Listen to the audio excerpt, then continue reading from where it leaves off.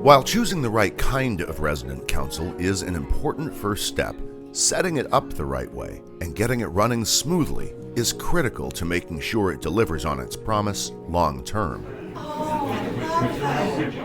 It's important to give your resident council a structure, a set of rules or guidelines establishing how it works, who's in charge, and a host of other markers to make sure everyone is able to understand it clearly.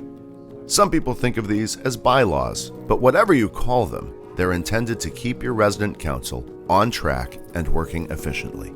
Hello, everyone. Setting up the rules and clearly mapping them out offers purpose, provides transparency, and prevents confusion along the way. It also ensures continuity as officers and council members change. It's never too early or too late to write new rules or amend ones already in place. But if you can, it's helpful to do it early in the organizational process. As a general rule, every rule must be approved by the council and can later be changed by the council. Each rule should have a specific purpose and be permanent, but a procedure for changing the rules should also be clearly established. Rules should be written in clean, simple wording, but must offer enough detail to provide clear direction to residents. Guidelines should always be tailored to specific communities and accessible to everyone living in the home.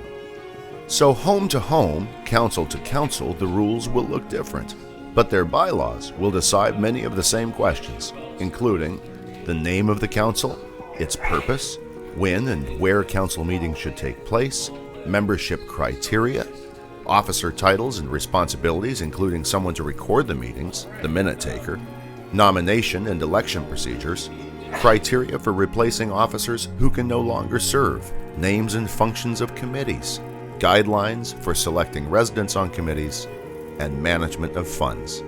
It's always a good idea to spell out who gets final say on the bylaws and how it happens. It's often a majority vote, but there can be exceptions. Same goes for having a procedure to change the rules. Thinking it through early and writing it down can help.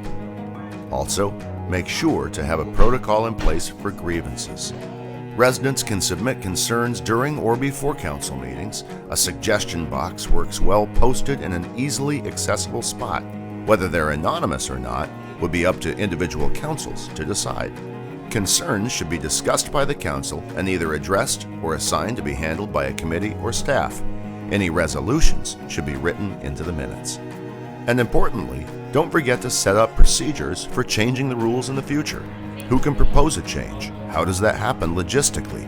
Clarity on this makes for effective resident councils.